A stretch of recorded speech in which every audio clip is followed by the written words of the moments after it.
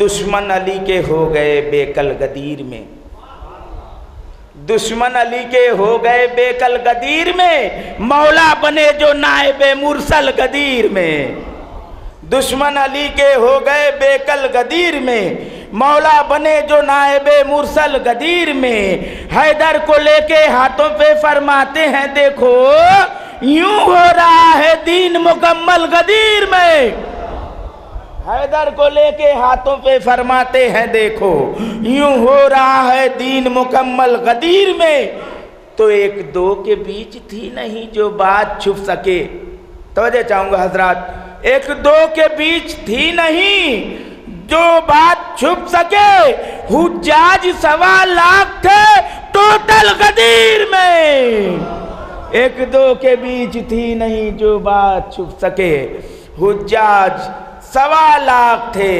Total غدیر میں۔ آئیے حضرات، اب میں بڑے ہی ادب و احترام کے ساتھ دعوت سخن دے رہا ہوں آفتاب شریعت حجت الاسلام والمسلمین عالی جناب مولانا سید کلب جواد صاحب نقوی امام جمعہ لکھنؤ سے کہ وہ رونق منبر ہوں اور مومنین کے قلوب کو منور کریں۔ اعوذ باللہ السمیع العلیم من الشیطان اللعین الرجیم، بسم اللہ الرحمن الرحیم، الحمدللہ رب العالمین، والصلاة والسلام علی سید الانبیاء والمرسلین، سیدنا و نبینا و شفیع المذنبین ابی القاسم محمد۔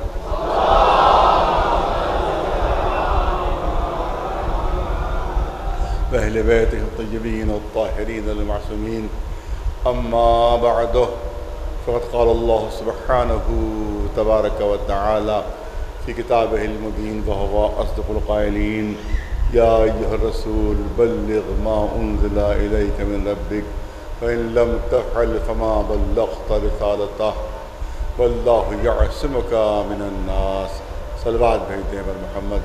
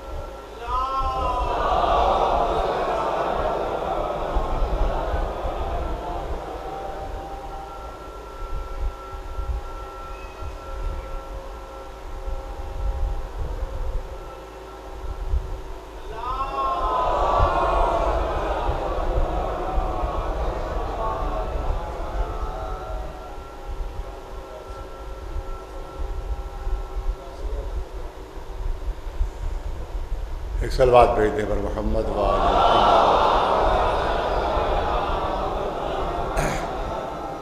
مشکل منزل میرے لیے یہ ہے کہ 10 بجے کی ٹرین ہے میرے لیے اور 8:30 تقریباً بج رہے ہیں، 8:25 ہو رہے ہیں، اور تقریباً 1 گھنٹے کا راستہ ہے یہاں سے اسٹیشن تک، کیونکہ روڈ بہت خراب ہے، ٹوٹی ہوئی روڈ ہے۔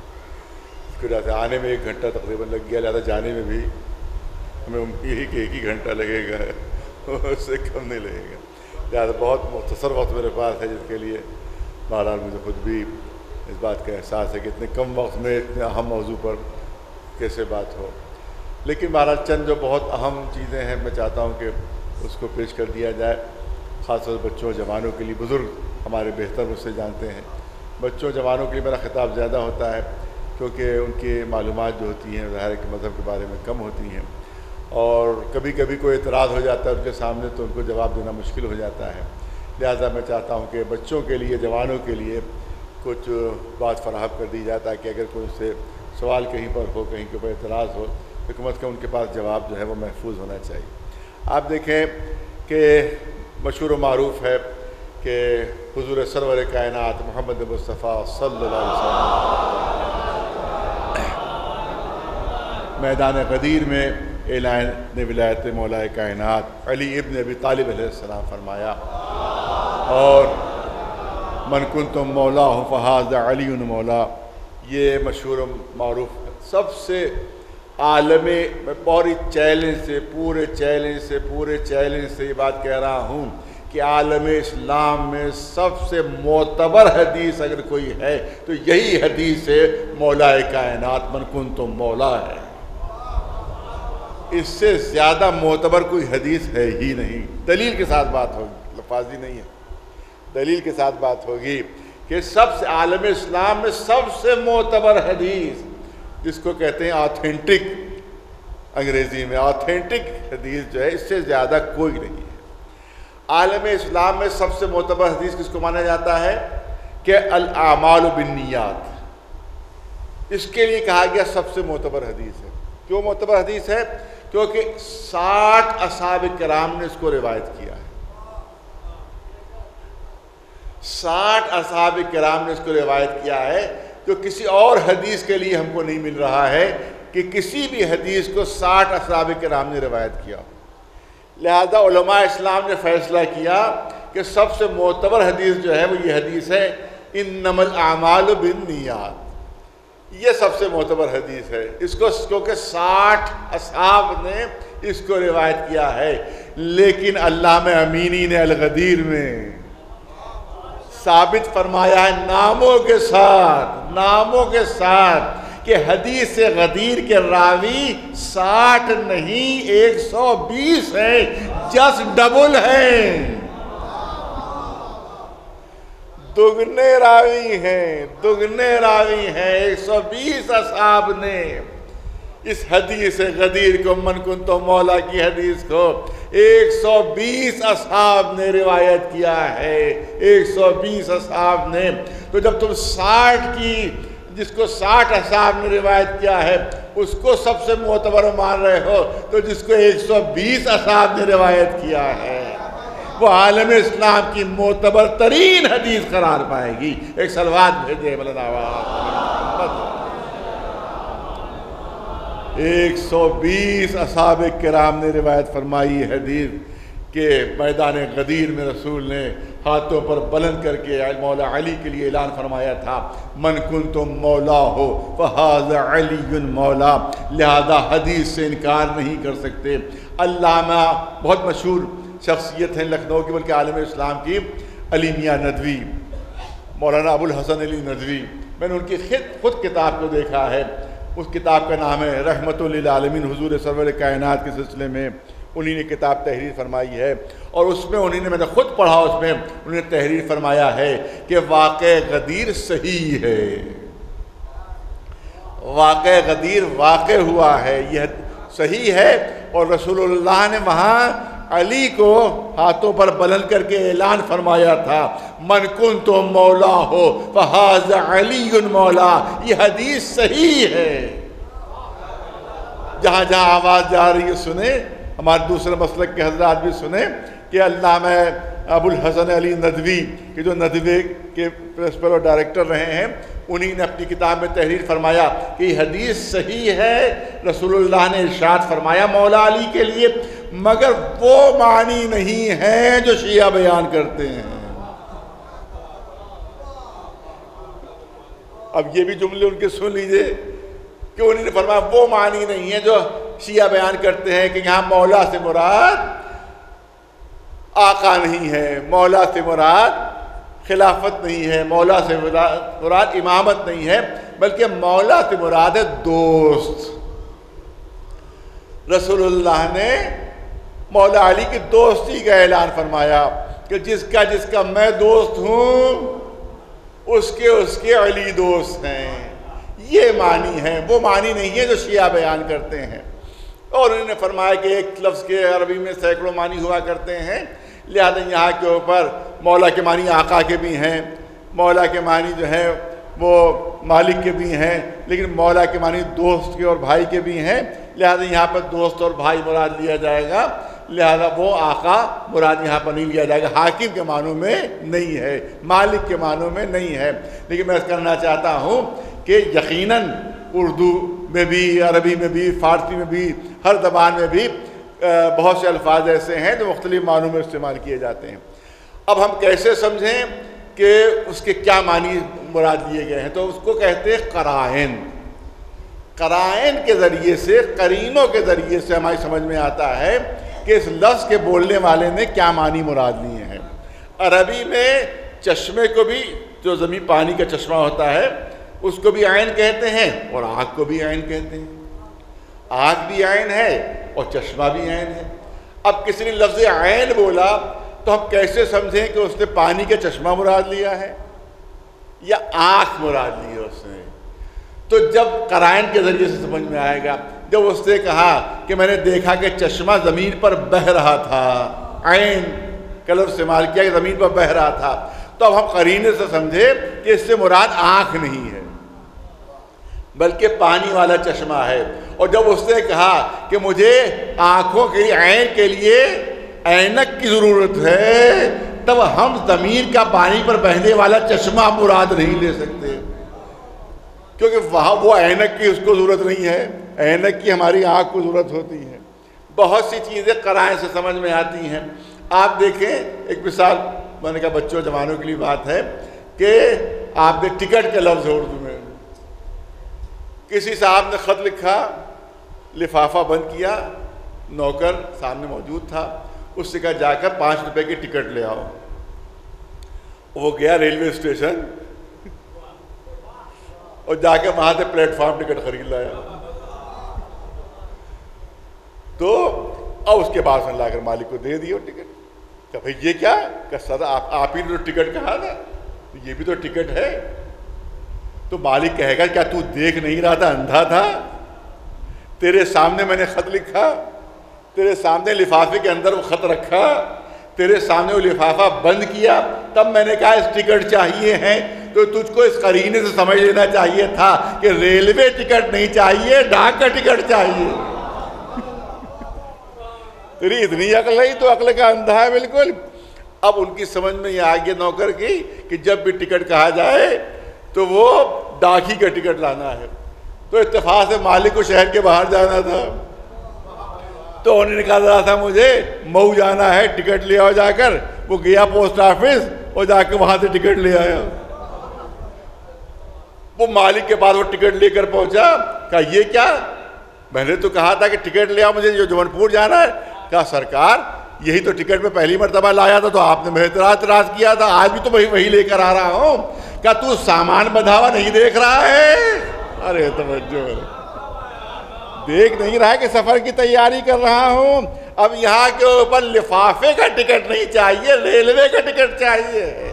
تو قرائن سے سمجھا جاتا ہے، قرائن سے سمجھا جاتا ہے کہ لفظ کے معنی کیا ہیں۔ میں پھر دلچسپی کے لیے بیان کر دوں، معلومہ ایک میں صاحب ایئرپورٹ سے چلی آ رہی تھی، آگے ایک شخص سامان لادے ہوئے لیے چلا آ رہا تھا، تو پوچھا کہ یہ جو سامان لادے ہوئے کون ہے؟ تو میرے صاحب نے کہا یہ میرا آدمی ہے۔ اب یہاں سے کیا مطلب ہے؟ یعنی میرا نوکر ہے۔ آگے سامان لیے چلے جا رہا ہے کہ میرا نوکر ہے یہ۔ آدمی کا لفظ استعمال کیا۔ اب آدمی سے کون سمجھے گا کہ یہ نوکر ہے یہ. اچھا ایک میم صاحب اور آ رہی تھی, ان کے پیچھے پیچھے ایک صاحب سامان لیے چلے آ رہے تھے, چارے ہانپتے کانپتے پیچھے پیچھے سامان لیے آ رہے تھے. میم صاحب سے پوچھا کہ یہ کون ہے؟ کہ یہ میرے آدمی ہیں. اب کیا یہاں بھی نوکر سمجھا جائے گا؟ نہیں, یہاں پر میرے آدمی سے مراد میرے شوہر ہیں, اگرچہ کام ایک ہی ہے دونوں کا, مگر فرق یہ ہے کہ نوکر آگے آگے چل رہا ہے, شوہر پیچھے پیچھے چل رہا ہے, مگر دونوں کے لیے لفظ آدمی استعمال ہوا. اب ہم قرینے سے سمجھیں گے کہ نوکر مراد ہے کہ شوہر مراد ہے. بہت توجہ چاہوں گا. جلدی سے دوسری مثال آپ کے سامنے پیش کر دوں. شب برات کا زمانہ تھا اور سب بچے جو تھے وہ آتش بازی سے کھیل رہے تھے. میرے بچے نے بھی ضد کی کہ مجھے بھی آتش بازی چاہیے ہے. میں نے نوکر کو 10 روپے دیے کہ جا کے انار لے آؤ, بچے کو آتش بازی کی ضرورت ہے. وہ گیا پھل کی دکان پر, وہاں سے انار لے کر آ گیا. کہا کہ بھئی یہ کیا لایا؟ کہا آپ نے تو انار کہا تھا, انار لے کر آ گیا ہوں. کہا دیکھ نہیں رہے کہ بچے کو آتش بازی کی ضرورت تھی, وہ کھیلنا چاہتا تھا. یہ انار نہیں چاہیے ہے, آتش بازی والا انار چاہیے. وہ بچہ بیمار پڑ گیا خدا نخواستہ, اور اس کے بعد حکیم صاحب آئے, انہیں نسخے میں لکھا کہ اس کے لیے انار بہت مفید ہے. اب میں نے اسی نوکر سے کہا کہ جاؤ, حکیم صاحب نے نسخے میں انار لکھا ہے, جاؤ انار لے کر آؤ. پھر وہ جا کر آتش بازی والا خرید لایا. میں کہوں گا کہ بھائی یہ انار جو ہے تھا وہ اس زمانے کے لیے تھا, یہ تو دیکھو کہ حکیم نے نسخے میں لکھا ہے. تو قرینہ بتا رہا ہے کہ آتش بازی والا انار نہیں, بلکہ جو مریضوں کے مفید ہے وہ انار چاہیے, پھل چاہیے ہے. تو قرینے سے سمجھا جاتا ہے. مجھے اتنا بتا دو کہ سینکڑوں بار رسول فرما چکے تھے کہ ایک مومن دوسرے مومن کا بھائی ہے, ایک مسلمان دوسرے مسلمان کا دوست ہے. آخر یہ جلتی ہوئی دوپہر میں کہ جہاں پر پیر جلے جا رہے ہیں, کہ جہاں پر لوگ جو ہے اپنے پیروں میں کپڑے باندھے ہوئے, پیروں میں چھالے پڑے جا رہے ہیں, 3 دن تک روک رہے ہیں. جو آگے بڑھ گئے ان کو واپس بلا رہے ہیں, جو پیچھے رہ گئے ان کا انتظار کر رہے ہیں. اور ایسی سخت دھوپ کہ جو برداشت سے باہر, اس پہ خطبہ پورا دے کر آخر میں اعلان کر رہے ہیں من کنتم مولا ہو فہذا علی مولا. اگر یہاں پر معنی یہی ہوتے کہ جس کا میں دوست ہوں اس کے علی بھی دوست ہیں, تو سارے مسلمان چیخ اٹھتے اے اللہ کے رسول, اس کے لیے ہمیں اتنا پریشان کرنے کی کیا ضرورت تھی. یہ جلتی دوپہر میں جو بات آپ 50 مرتبہ ہم سے کہہ چکے ہیں, وہی بات آپ دہرا رہے ہیں. تو اس کا مطلب یہ ہے کہ قرائن بتا رہے ہیں دوستی کا اعلان نہیں ہو رہا ہے, خلافت کا اعلان ہو رہا ہے, حکومت کا اعلان ہو رہا ہے. ایک صلوات بھیجے مولانا آواز محمد.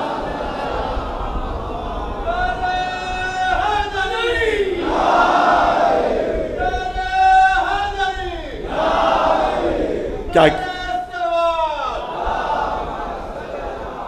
بہت ظاہر ہے کہ میں نے کہا دامن وقت میں گنجائش نہیں ہے, لہذا کم وقت میں اپنی بات کو مکمل کر دینا ہے. بہترین دلیل پیش کرنا چاہتا ہوں. کہیں سے باہر سے کوئی دلیل لانے کی ضرورت ہی نہیں ہے کہ مولا کے کیا معنی ہے. جو اصحاب کرام نے مبارکباد دی ہے وہی خود دلیل ہے کہ مولا کے کیا معنی ہے. اصحاب کرام, بزرگ اصحاب مولا علی کی خدمت میں پہنچتے ہیں. ہر تاریخ میں جملہ موجود ہے, سب نے مبارکباد دی, مبارک ہو بخن بخن, اے علی مبارک ہو, اے علی مبارک ہو, اصبحتا مولایا و مولا کل مومن و مومنہ. اے علی آپ میرے مولا بھی بن گئے اور ہر مومن اور مومنہ کے مولا بن گئے. صاحبان علم تشریف فرما ہے, یہ افعال ناقصہ اصبحا امسا ظلا باتا, یہ جتنے بھی افعال ناقصہ ہیں یہ وہاں پر استعمال ہوتے ہیں کہ جب کوئی تبدیلی آئی ہو, جب کوئی چینج آیا ہو, جب حالات میں فرق آیا ہو, تب یہ الفاظ استعمال ہوتے ہیں. مثال پیش کروں. میں نے کہا بچوں جوانوں کے لیے زیادہ گفتگو ہے. اگر کوئی شخص بہت دولت مند تھا، ایک دم سے وہ فقیر ہو گیا، ایک دم سے معلوم ہے کہ اس کی ساری دولت چلی گئی، دیوالیہ ہو گیا. شام تک امیر تھا، صبح تک ساری دولت اس کے ہاتھ سے نکل گئی. ہوتا ہے کبھی کبھی. بہت سے لوگ خودکشی کر لیتے ہیں. معلوم شیئر بازار میں انہیں نے کروڑ لگائے تھے، ایک دم سے شیئر نیچے گر گئے، معلوم کروڑوں کا نقصان ہو گیا. شام تک امیر تھے، صبح تک غریب ہو گئے. کتنے لوگوں نے خودکشی کر لی، یہ ساری دولت ہماری ختم ہو گئی. تو اب یہاں پر کیا کہا جائے گا کہ اصبح الامیر فقیرا. جو امیر تھا وہ راتوں رات فقیر ہو گیا. اصبح الامیر فقیرا. یا کوئی فقیر تھا، ایک دم سے لاٹری نکل آئی اس کی، 1 کروڑ کی لاٹری نکل آئی. تصور بھی نہیں تھا اس کو کہ میری نام لاٹری نکلے گی. تو شام تک غریب تھا، صبح کو 1 کروڑ کی لاٹری نکل آئی. اب ہو گیا امیر. وہ اب ہو گیا امیر. تو اب کیا کہا جائے گا عربی میں کہ اصبح الفقیر امیرا. راتوں رات ایک فقیر جو تھا وہ امیر ہو گیا. تو جب کوئی تبدیلی اور نئی بات ہوتی ہے تب یہ الفاظ استعمال کیے جاتے ہیں. میں بہت توجہ، بھرپور علماء کی توجہ چاہوں گا خاص طور سے. جب کوئی نئی بات ہوتی ہے، کوئی عجیب بات ہو جاتی ہے، تو یہ عربی میں افعال ناقصہ استعمال کیے جاتے ہیں. یہ نہیں کہا جائے گا کہ اصبح الامیر امیرا. ایک امیر ہو گیا، وہ تو پہلے سے امیر ہے، وہ کیا ہو گیا؟ ارے بہت توجہ چاہوں گا. یہ نہیں کہا جائے گا. بے معنی ہے جملہ، بے مقصد ہے جملہ. اگر کوئی کہے کہ اصبح الفقیر فقیرا، ایک فقیر ہو گیا، وہ تو پہلے ہی سے فقیر ہے، اب بیچارہ کیا فقیر ہو گیا. یہ صحیح ہوگا جملہ کہ اصبح الامیر فقیرا یا اصبح الفقیر امیرا. یہ جملہ صحیح ہوگا. جب کوئی تبدیلی آتی ہے، جب کوئی نئی بات ہوتی ہے، تب یہ استعمال کیا جاتا ہے اصبح امسا صلی باتا. اب جا کے جتنے بھی اصحاب کرام ہیں وہ مولا علی کو مبارکباد دے رہے ہیں کہ اصبحت مولایا و مولا کل مومن و مومنہ. آپ میرے مولا ہو گئے، آپ میرے مولا ہو گئے. جب کوئی نیا اعلان ہوتا ہے تب لفظ اصبح استعمال ہوتا ہے. خود یہ مبارکباد بتا رہی ہے کہ دوست تو آپ پہلے ہی سے تھے، مددگار تو آپ پہلے ہی سے تھے، بھائی تو آپ پہلے ہی سے تھے. یہ تمام صفات تو آپ میں پہلے ہی پائی جاتی تھی، لیکن اعلان غدیر کے بعد آپ ہمارے آقا بھی ہو گئے ہیں، ہمارے مولا بھی ہو گئے ہیں. ایک صلوات بھیجے بلند آواز.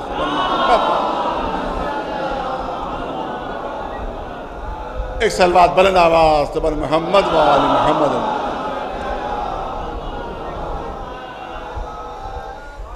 عالم اسلام میں غدیر کی اہمیت میں چند جملوں میں عرض کرنا چاہتا ہوں. جس وقت پاکستان بنا تو وہاں کے علماء نے عدالت میں مقدمہ دائر کیا کہ جو قادیانی ہیں وہ غیر مسلم ہیں، اسلام سے خارج ہیں، کیونکہ ختم نبوت کے قائل نہیں ہیں. لوور کورٹ میں مقدمہ چلا. آپ کو جان کر حیرت ہوگی، تاریخ اٹھا کر دیکھ لیے اگر میں غلط کہہ رہا ہوں، کہ مسلمان علماء مقدمہ قادیانیوں سے ہار گئے.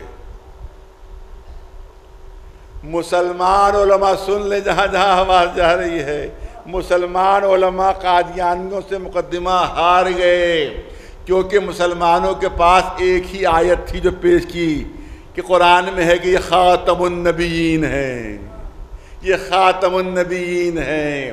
یہ جو آیت پیش کی کہ دیکھیے قرآن کہہ رہا ہے آخری نبی ہیں، جن پر نبوت ختم ہوئی ہے وہ نبی ہیں.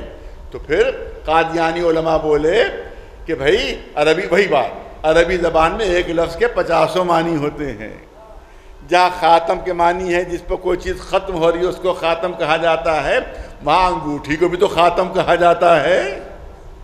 تو آپ نے اپنی طرف سے کیسے معنی مراد لے لیے؟ آپ آخری نبی مان رہے ہیں، اور ہماری نگاہوں میں معنی یہ نہیں ہے، بلکہ ہماری نگاہوں میں سلسلہ نبوت میں ایک بہترین انگوٹھی ہے آپ کی نبی محمد مصطفیٰ صلی اللہ علیہ وسلم. یہ انگوٹھی ہے. بہترین انگوٹھی ہیں۔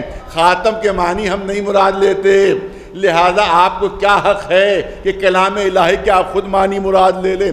آپ وہ مراد لے رہے ہیں، ہم یہ مراد لے رہے ہیں، آپ کو اعتراض کا حق نہیں ہے۔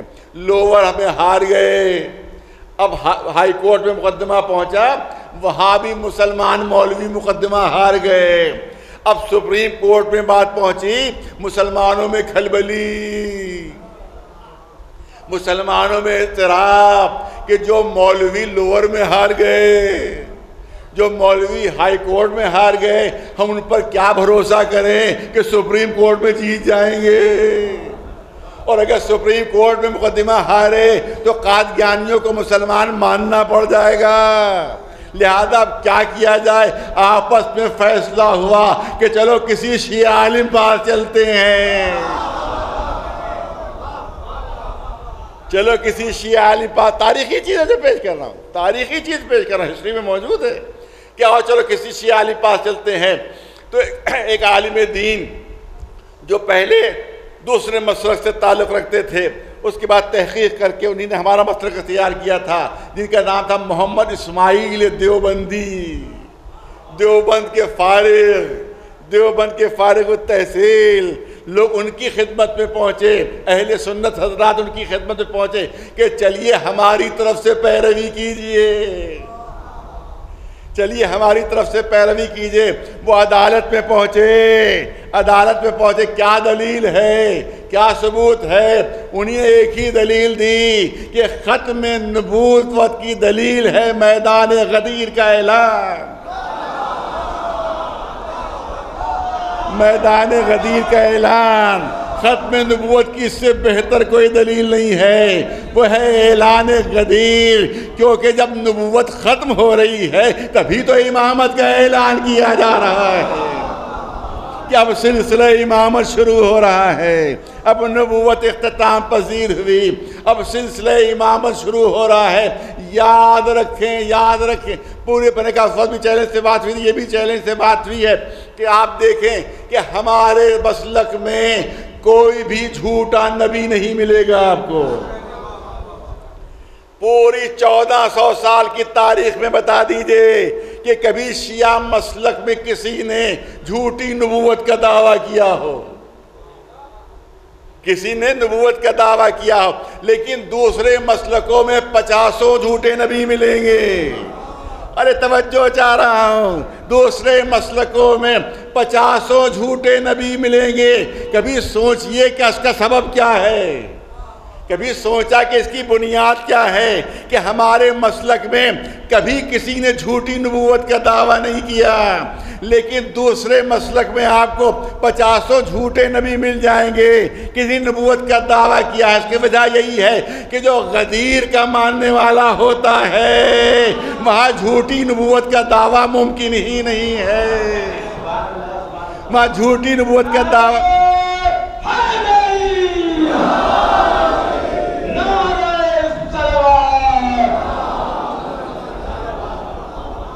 جو غدیر کے ماننا والا ہوتا ہے وہاں جھوٹی نبوت کا تصور ہی نہیں ہو سکتا، جھوٹی نبوت کا کوئی دعوے دار ہو نہیں سکتا۔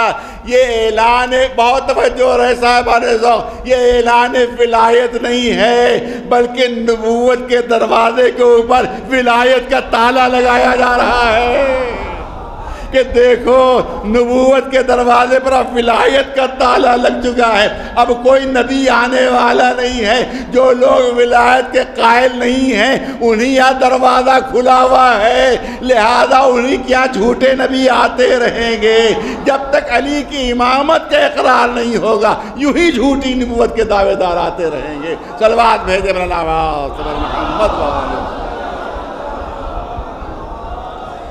ایک صلوات بلند آواز سے بر محمد وآل محمد۔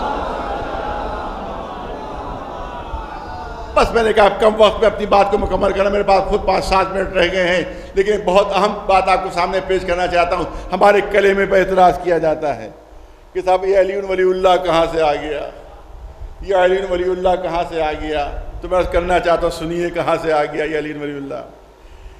جب جناب آدم نے اپنی خلافت کا اعلان کیا تو اس وقت کلمہ کیا تھا؟ لا الہ الا اللہ، آدم صفی اللہ، کلمہ یہیں تک محدود تھا۔ کیوں محدود تھا؟ کیونکہ نوح آنے والے ہیں۔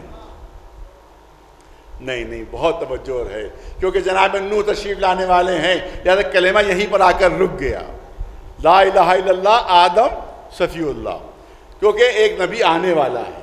جب جناب نوح تشریف لائے تو اب کلمہ کیا ہے؟ لا الہ الا اللہ نوح نجی اللہ۔ اب یہاں پر آ کر کلمہ رکا، کیونکہ ابراہیم آنے والے ہیں، ایک نبی آنے والا ہے، لہذا کلمہ یہیں پر رک گیا، آگے نہیں بڑھا۔ جب جناب ابراہیم تشریف لائے تو کلمہ کیا ہوا؟ لا الہ الا اللہ ابراہیم خلیل اللہ۔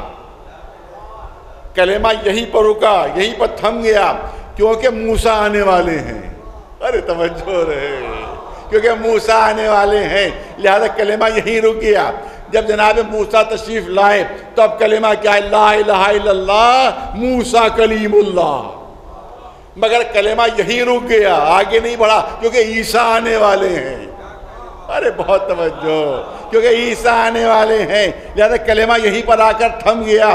جب جناب عیسیٰ تشریف لائے تو اب کلمہ کیا ہے؟ لا الہ الا اللہ عیسیٰ روح اللہ۔ بہت توجہ، کلمہ یہاں پر آ کر رکا، کیونکہ ایک نبی اور آنے والا ہے۔ ارے بہت توجہ رہے، کیونکہ ایک نبی اور آنے والا ہے، لہذا کلمہ یہیں پر آ کر رک گیا، یہیں پر آ کر تھم گیا، لا الہ الا اللہ عیسیٰ روح اللہ۔ اور جب آخری رسول تشریف لائے تب کلمہ کیا ہے؟ لا الہ الا اللہ محمد رسول اللہ، محمد رسول اللہ۔ اگر کلمہ یہیں پر رک جائے، اگر کلمہ یہیں پر تھم جائے تو دنیا سمجھے گی کہ شاید کوئی اور نبی آگے آنے والا ہے۔ ارے توجہ چاہ رہا ہوں، شاید کوئی اور نبی آگے آنے والا ہے۔ ارے جناب آدم لا الہ الا اللہ آدم صفی اللہ، کلمہ رک گیا۔ لا الہ الا اللہ نوح نجی اللہ، کلمہ رک گیا۔ لا الہ الا اللہ ابراہیم خلیل اللہ، کلمہ رک گیا۔ لا الہ الا اللہ موسیٰ کلیم اللہ، کلمہ رک گیا۔ لا الہ الا اللہ عیسیٰ روح اللہ، کلمہ رک گیا۔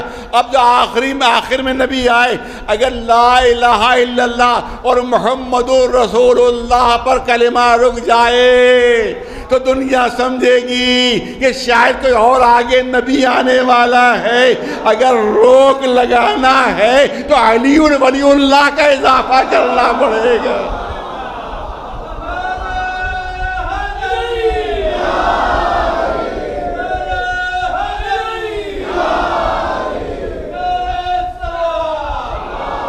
اگر باندھنا ہے تو علی ولی اللہ کا اضافہ کرنا پڑے گا، تاکہ دنیا کو یہ خبر ہو کہ نبوت ختم ہوئی، ولایت شروع ہو رہی ہے۔ ایک صلوات بھیجے بلند آواز سے بر محمد۔ صدر ایوب کا زمانہ تھا، بس 2-3 منٹ بس بڑی مشکل ہے میرے لیے۔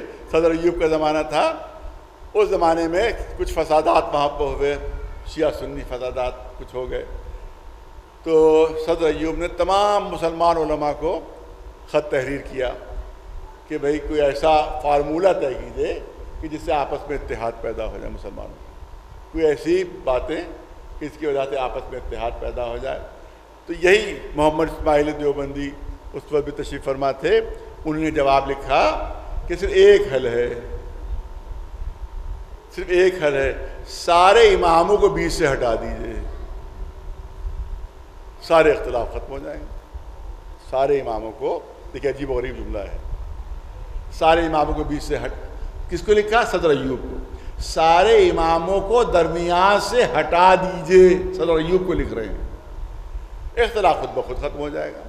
صدر ایوب نے جواب میں لکھا کہ آپ نے تو عجیب بیوقوفی کی بات لکھ دی، اس سے تو اختلاف اور بڑھ جائے گا، اس سے تو اور فساد بڑھ جائے گا۔ کہا کہ نہیں، اسی سے اختلاف ختم ہو سکتا ہے۔ کیا کیسے؟ کہا کہ جن کو آپ بنا سکتے ہیں ان کو ہٹا بھی سکتے ہیں آپ۔ ارے توجہ، جن کو آپ بنا سکتے ہیں ان کو ہٹا بھی سکتے ہیں آپ. جن کو انسانوں نے بنایا ہے ان کو ہٹا دیجئے. جس کو اللہ نے بنایا اسے قبول کر لیجئے. سارے اختلاف خود بخود ختم ہو جائیں. ایک صلوات بھیجے بلند آواز سے محمد مولانا. اور بس آخری جملے سلسلے کے ابھی مولانا کی بات کو میں مکمل کر دوں. انہوں نے بڑی خوبصورت بات کہی کہ 3 دن تک روکے رکھا کہ تاکہ 3 دن بعد جب پہنچے تو ہر ایک اس سے سوال کرے. تو میں اس کو تسلا تکمیل کرنا چاہتا ہوں کہ رسول اللہ نے وہ انداز اختیار فرمایا کہ اگر پوری توجہ رہے کہ اگر بھلانا چاہو تو بھلا نہ سکو اور اگر چھپانا چاہو تو چھپا نہ سکو. توجہ رہے. اگر بھلانا چاہو تو بھلا نہ سکو, اگر چھپانا چاہو تو چھپا نہ سکو.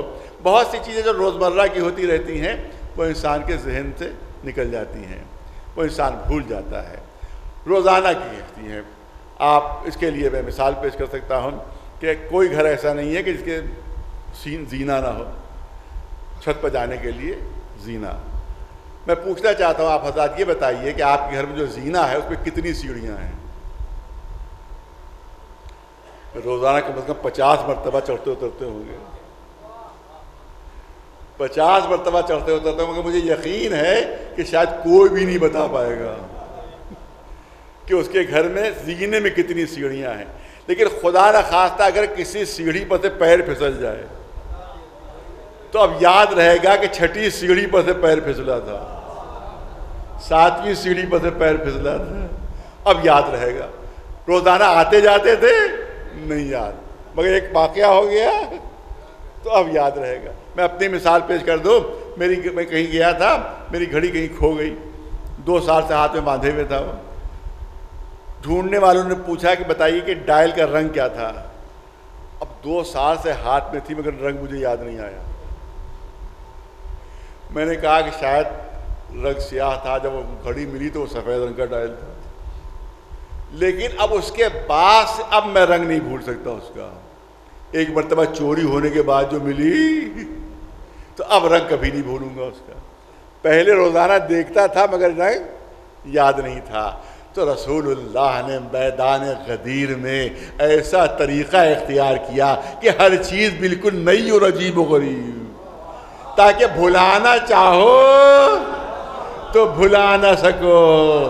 ارے کبھی میدان غدیر میں روکا نہیں تھا, لہذا میدان بھی بالکل نیا تھا.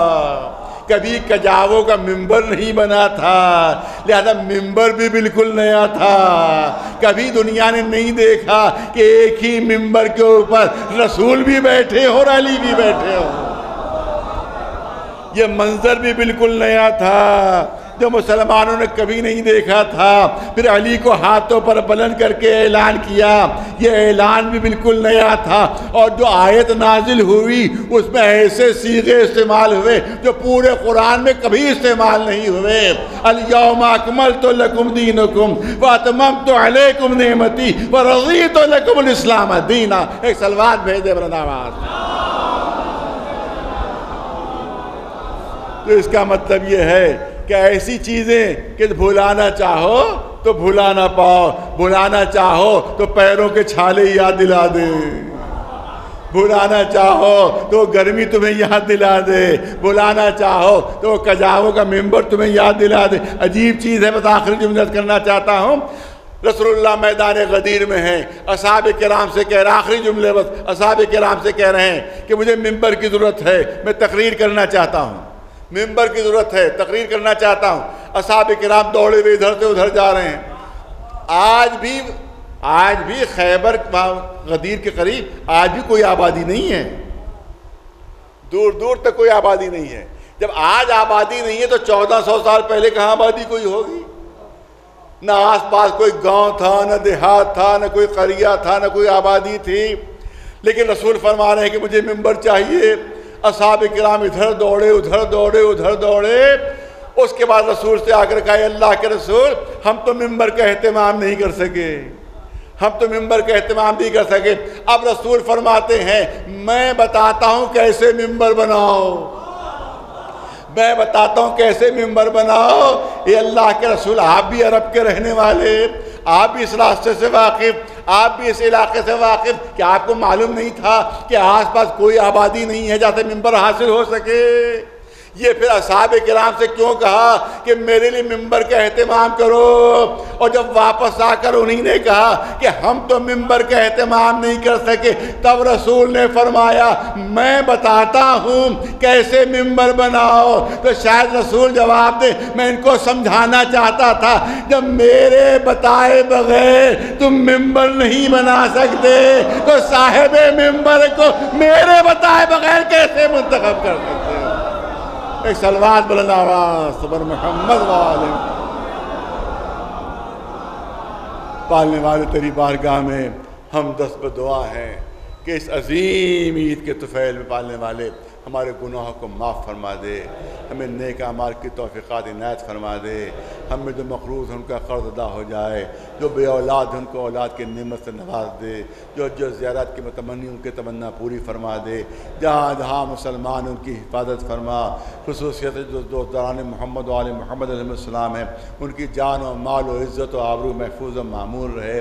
پالنے والے دنیا سے دہشت گردوں کو نیست و نابود فرما دے پالنے والے. اور جو حکومتیں دہشت گردوں کی سرپرستی کر رہی ہیں پالنے والے ان حکومتوں کو بھی نیست و نابود فرما دے پالنے والے. پرچم اسلام سربلند رہے، پرچم کفر و نفاق سرنگوں رہے پالنے والے. ایرانی انقلاب کی حفاظت فرما، ماں کے جو رہبر ہیں ان کی حفاظت فرما. ہم تمام مراجع جو علماء ربانی ہیں ان سب کو طول عمر و صحت و سلامتی عطا فرما پالنے والے. پرچم اسلام سربلند رہے، پرچم کفر و نفاق سرنگوں رہے. ہمیں اس وقت دنیا سے نہ اٹھانا جب تک محمد و آل محمد علیہ السلام ہمارے عمل سے ہمارے کردار سے راضی نہ ہو جائیں. پالنے والے ہمارے آخری امام کے ظہور میں تعجیل فرما اور ہم کو ان کے غلاموں و جانثاروں میں شمار فرما. ان اللہ و ملائکتہ یصلون علی النبی یا ایھا الذین آمنوا صلوا علیہ وسلموا تسلیما. اللہم